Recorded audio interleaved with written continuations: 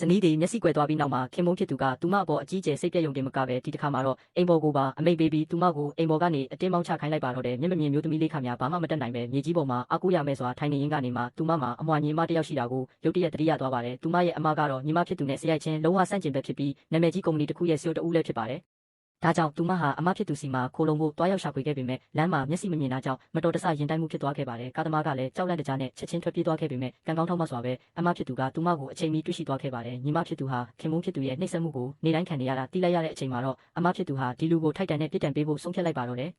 သူမဟာဒဏ်ရာရနေတဲ့ညီမလေးကိုအခုဖြစ်သူနဲ့အတူဆေးရုံအရင်ပို့လိုက်ပြီးနောက်သူမကိုယ်တိုင်ညီမအဖြစ်ဟန်ဆောင်ကခင်မုန်းဖြစ်သူစီသွားဖို့ပြင်ဆင်လိုက်ပါတယ်ညီမဖြစ်သူရဲ့အိမ်ကိုရောက်တဲ့အခါအိမ်ပေါ်မလေးကသူမကိုတွေ့ချင်းမဲ့အိမ်ပေါ်ကနှင်ချတာကိုဘာလို့ပြန်လာရတာလဲဆိုပြီးလှောင်ပြောင်ယုံတင်မကအိမ်တော်လေးမှာရှုံးနေသူတယောက်ဖြစ်ပါစော်ကားပြောဆိုခဲ့ပါတယ်ဒါကိုကြားလိုက်ရတဲ့အမဖြစ်သူကချက်ချင်းပဲသူမရဲ့လက်ထောက်ကိုအမိတ်ပေးပြီးဒီလိုရိုင်းဆိုင်တဲ့အိမ်ပေါ်ကိုပညာပေးခိုင်းလိုက်ပါတယ်အိမ်ဖုံမလေးကြောက်လန့်သွားတဲ့အချိန်မှာပဲသူမကဒီအိမ်ရဲ့တူဦးလေးသောအိမ်ရှင်မဟာသူမပဲဖြစ်ကြောင်းနောင်ကိုဘသူရဲ့အနိုင်ကျင့်မှုကိုမှတီးခံမှာမဟုတ်ကြောင်းဟိန်းဟောက်ပြီးအိမ်ထဲကိုဝင်းကြွားဝင်သွားခဲ့ပါတယ်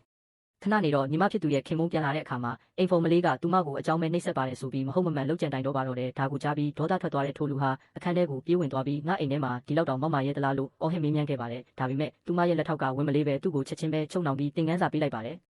ထိုလူကမကြည်မနှက်ဖြစ်နေတော့မှပဲသူ့ရဲ့မိခင်ကပါဝင်လာပြီးငါသားကိုဘာလို့ဒီလိုဆက်ဆံရတာလဲဆိုပြီးလာရောက်မောင်နှမ်းပါတော့တယ်ဒါပေမဲ့သူမကခက်အေးအေးပဲတုံ့ပြန်လိုက်တာကဒီမိသားစုတစ်ခုလုံးဟာငါပတ်စံနဲ့ထိုင်စားနေကြတာဒါကြောင့်ဒီအိမ်ကလူတိုင်းငါအမိန့်ကိုနာခံရမယ်တဲ့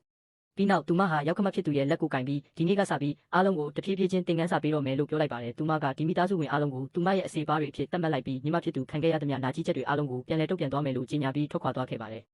ဇနီးဖြစ်သူရဲ့ထူးဆန်းတဲ့အပြောင်းအလဲကြီးကိုမြင်လိုက်ရတဲ့အခါမှာတော့ခင်မုန်းဖြစ်သူဟာသူမရဲ့အထောက်အထားကိုတန်တရားဝင်လာပါတော့တယ်ဒါပေမဲ့သူတို့သားမိဟာနောက်တရမယ့်အစားသူမရဲ့ပိုင်ဆိုင်မှုတွေကိုရရှိဖို့အတွက်သူမကိုဘယ်လိုနည်းနဲ့အိမ်ပေါ်ကမောင်းထုတ်ရမလဲဆိုတာကိုပဲဆက်လက်ပြီးကြံစည်နေကြပါတော့တယ်